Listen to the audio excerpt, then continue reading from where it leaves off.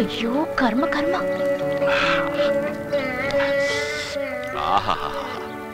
కర్మ ఏంటి కర్మ? ఈ మహాపాపం నేను ఏ గంగలో మునిగితే పోతుందో. నువ్వు ఏ గంగలోనూ మునగక్కర్లేదే. చక్కగా వెళ్ళి మన ఇంటి కొనల్లో మునిగితే చాలు, నీ పాపాలన్నీ పోతాయి. అరే నాకు తెలియకుండా నువ్వేమైనా తాగేస్తున్నావేంటి? మందు అయిపోయింది. తాగితే అయిపోతుంది. ఇదేమి అక్షయ పాత్ర కాదుగా. నేను చాలా సీరియస్ గా నీతో మాట చెప్పాలనుకుంటున్నాను. ఒక చైన్ తీసుకొచ్చి నీ మెళ్ళలో వేసేస్తాను. చైన్ మీన్స్ తాళి. అలాగా నాయనా? నీకున్న భయం పోవడానికి, నేను సుఖంగా ఉండడానికి నువ్వు నా వైఫ్ అవ్వడమే కరెక్ట్. ఆ తర్వాత మనం ఈ గదిని షాపుగా మార్చేద్దాం. పసుపులేటి షాప్, మధుశాల. నువ్వే ఇక్కడి మధుబాల. ఏంటి నీకు ఇష్టం లేదా? పడిపోయాడు. పీకల దాకా తాగి ఏదేదో వాగుతున్నాడు. ఇదొకటి. నువ్వు గద్వాల్ ఇల్లు చూసావు? చూడలేదు. నా మొబైల్లో చూడు.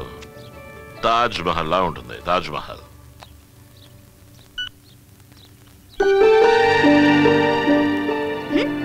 తాజ్ మహల్ చాలా గొప్పగా ఉంది. ఇదిగో వస్తున్నా. నా తాజ్ మహల్ నీకు నచ్చలేదా ముంతాజ్? ఈ పిల్ల ఎక్కడికి వెళ్ళింది? ఇక్కడే ఎక్కడో ఉంటుంది. తులసి, ఏంటి అలా గుడ్లప్పగించి చూస్తున్నావు? అందులో ఏముంది? మిగిలిపోయిన వడ్లు దంచడానికి కూలి వాళ్ళు వచ్చారు. కొత్త బియ్యంలో వచ్చిన నూకల సంగటి తిని చాలా రోజులైంది. నువ్వు వెళ్ళు వెళ్ళు. ఆగు. ఆ తిరుగుబోతు వచ్చాడు కదా. ఊరికే తిరగడానికేం వెళ్ళలేదు. అక్కడ ఇల్లు చూడడానికి వెళ్ళారు. సురేంద్రని ఒక్క మాట కూడా అననివ్వదు కదా తులసి. చూశారు మొహం కందగడ్డలా ఎలా పెట్టుకుందో.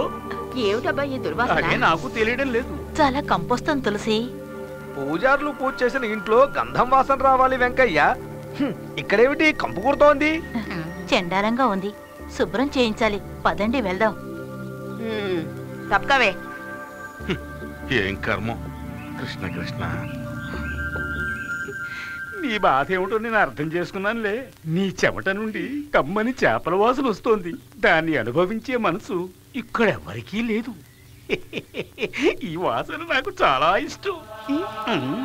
నీ తిక్క కుదిరే దారి చెప్పమంటావా? ఇటు నుంచి తూర్పున 3 కిలోమీటర్లు వెళ్తే ఒక ఈఎన్టీ హాస్పిటల్ వస్తుంది. అక్కడికి వెళ్తే ఆడవాళ్ళ వాసని పోసికొట్టే నీ ముక్కుని కోసేస్తారు. వద్దు, ఈ ముక్కు లేకపోతే నేను బతకలేను.